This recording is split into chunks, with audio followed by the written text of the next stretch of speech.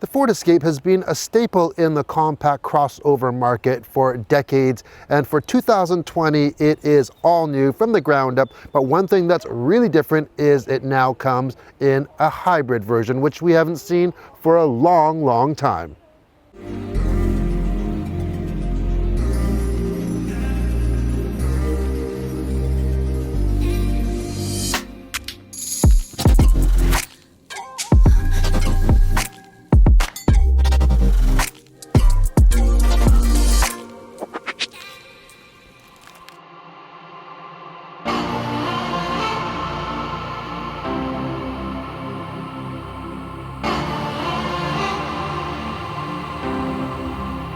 On the styling side, I think the Escape here is already winning because it's blue. I'm a sucker for blue. Anyways, this is the titanium hybrid.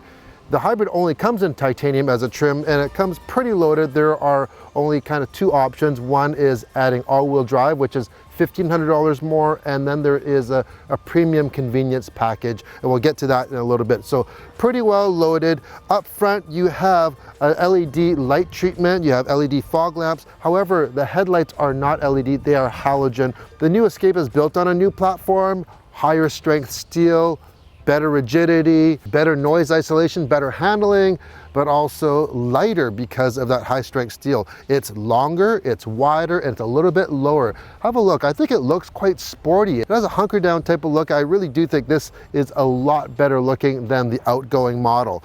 You get standard 19-inch alloy wheels on the titanium. That's all it comes with. Now, one thing I have to ask you guys, if you own a Ford, who uses the secure code? You know, the code system on the side of the door. I've owned Fords before that have it, and yes, it was convenient to actually use it to lock the car quickly, but now with the comfort access and keyless entry, do you even need that anymore? Anyways, if you have that, if you use it for something other than locking your door, let me know what it is. In the back, it's pretty good looking, I think. You have nice stylish taillights. I like the extruded look they have. Here you have a layered look from the fender and the rear quarter. You have dual exhaust, and you have a standard power liftgate, or you can use your foot to kick it, you know, the hands-free version. And Ford was one of the original people that came out with that. It does work quite well. In behind here, I have my camera bag, and this is how much room there is. We have the handy dandy travel case, but instead of taking the whole length or width up, this actually fits in, and my camera bag fits beside it. So that's how wide it is. The height is very good. Also, there is a 12-volt outlet in the back as well. So that's really handy for keeping your things cold in like an electric cooler or something like that, or when you're tailgating. Handy to have. As soon as you turn the Escape Hybrid on, you're greeted with a beautiful 12.3-inch display right in front of you. The colors are great, the graphics are cool, and so that is configurable. It has all your pertinent information, but you can also see how you're driving as well with kind of a driving coach. So if you want to get the best performance out there, that's what you want to use. Now above that, this is equipped with the Premium Convenience 2.0 package, and that comes with a head-up display. There is a button here. We can press that, and up it comes. It's not the style that's projected onto the windscreen. It's actually a separate piece that folds up. I'm not a huge fan of these, but you can fold it down if you don't want to use it. But one thing that is a plus, though, that it happens to work with my polarized sunglasses.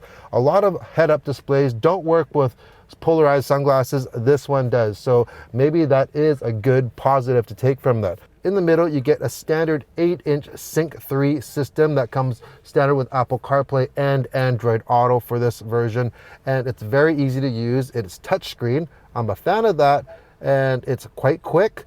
Things are quick on it. Heating controls couldn't be any easier. This is equipped with dual climate control. You have a digital display on each temperature control, so you can actually fine tune what you want. So there's a digital display on the wheel as well as it updates on the screen as you do it. I just like how easy this heating system is to use. Some are not as easy. The titanium is equipped with wireless charging as well. You get two USBs up front. You have a USB-C underneath the heating controls and a regular USB in the center armrest area, and you have a nice cutout for the wire there as well. For gear selector, you have a rotary knob. If you've never used one, it's a cinch. It's easy to use, very intuitive. Park is on the left side, drive is on the right. Just a quick turn. You have auto hold and an electric parking brake. This is also equipped with the latest auto parking. Along with the head-up display on the convenience package, you also get a large panoramic roof. It goes all the way to the back, and it has a nice sunshade as well. And that's a nice addition. Passenger side gets 6-way, driver's side gets 10-way power leather trimmed seats, and they're both heated. For audiophiles, standard on the Titanium, a 10-speaker Bang & Olufsen system. I am a fan of pretty well any system, any premium system that Ford and Lincoln use on their vehicles. They sound really, really good. They do spend the time to tune it very well. Now getting into the back, the opening is a little bit narrow, just on the back side there, but once you're in, you do have a lot of room. There's a decent amount of padding or cushioning for the rear seats, and the cutout for your knees is huge, like a lot of cutout in the front seat here. So decent amount of room. There is a small hump for the person in the middle, but not too bad. But one thing that is a big plus though is, check this out. These seats do recline quite a bit. So I am all the way back right now, but they also slide forward and back. So this is how far you can go. Now, maybe you might need a little bit more room for cargo in the back. That's really handy. And maybe you might have a smaller person in the back, or you can go all the way back. So that is a nice feature. One thing this does have, and that comes with that premium convenience package, is it comes with a 110 volt, 150 watt inverter outlet in the center. However, there are no USBs in the back. I think I'd rather have USBs instead of that. Of course, you could actually plug in an actual adapter in there. But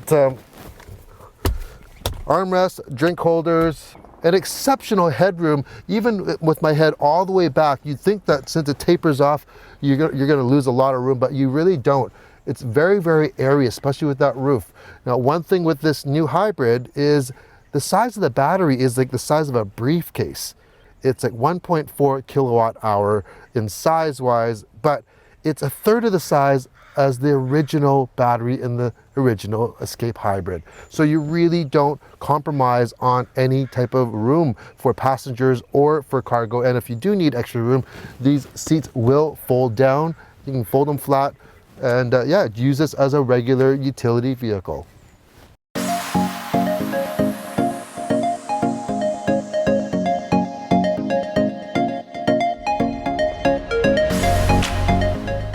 We are taking you along for a little family errand run. We are going to go pick up butterflies. That is right. Every year there's this one lady that actually she sells butterfly larvae. So they're tiny little larvae that turn into caterpillars, or they are caterpillars, just really tiny. And then about 3 weeks later, they emerge into beautiful painted lady butterflies. It's pretty cool.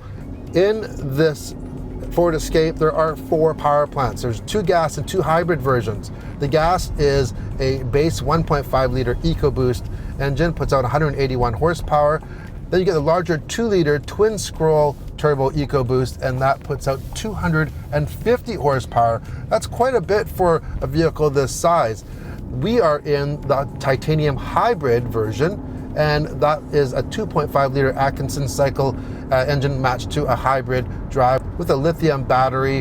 And then there's a plug-in hybrid, which also uses a 2.5 liter 4-cylinder, but that hybrid system has a larger battery. It's a plug-in, and you'll get about 30 miles of electric only range with that. Horsepower on this is 200 horsepower, and this and the plug-in hybrid are matched to an eCVT, electronic continuously variable transmission. One thing that differs between this and the plug-in hybrid though is this is available with an all-wheel drive configuration. The plug-in hybrid is only front-wheel drive, so if you are wanting all-wheel drive, you're going to have to go into the regular hybrid. It uses a conventional all-wheel drive system opposed to what the RAV4 Hybrid uses, which is they use electric motors for the rear wheels. This one actually has a drive shaft very conventional, driving to their rear wheels. Speaking of the RAV4 Hybrid, this Escape Hybrid actually gets better fuel economy than the RAV4 Hybrid, just by a little bit. So if you're really interested in pinching every last penny, this would be the one to get. It's not much, so just a slight little bit.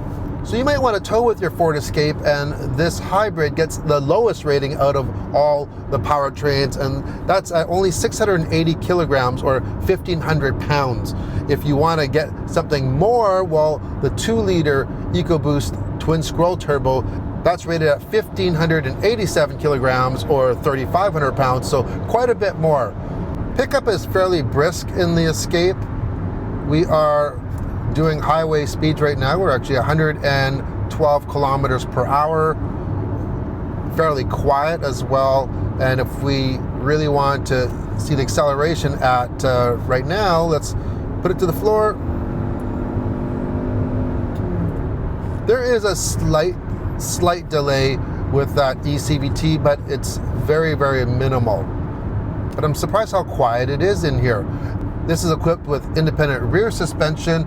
I do want to mention though, the brakes on this Escape Hybrid are very typical hybrid brakes, what you would find. They're very, very touchy.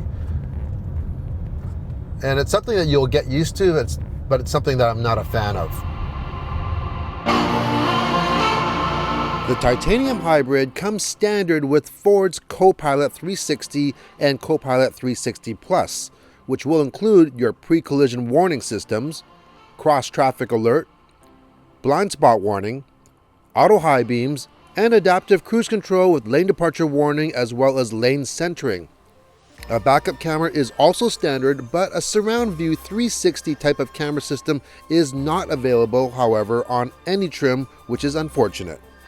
During a week of 90% city driving, I averaged about 6.6 liters per 100 kilometers of non-pampering driving, which is very close to the posted combined mileage of 5.9. I'm really impressed with the hybrid system in this Escape.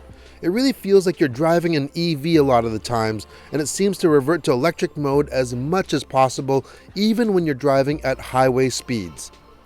When switching back and forth to the gas engine, it's seamless. I haven't driven any of the gasoline Escape powertrains, but if you don't need the extra 50 horsepower from the 2-liter Ecoboost engine and the extra towing capacity of the gasoline Titanium, the hybrid is definitely the one to get, as not only do you get all the goodness of the top trim, you also get superior fuel economy, and it's actually a few $1,000s cheaper. Starting price on this Titanium Hybrid is $36,649. As tested, this one rolls in at $42,450, and that includes the all-wheel drive and the premium convenience package. When I got this Escape, I had no expectations, and I have to admit, it really has surprised me. Ford has done an excellent job on this new Escape. They're not going to have any problem building on the success the Escape already has with this. It has the styling, it has the technology, and then you have options. You have 1.5 liter, 2 liter, you have hybrid, plug-in hybrid, front-wheel drive, all-wheel drive. There really is an Escape for everybody. So what do you think? Put a comment below. If you like the video, give it a thumbs up. Also hit that subscribe button if you haven't subscribed already. Like always, safe driving.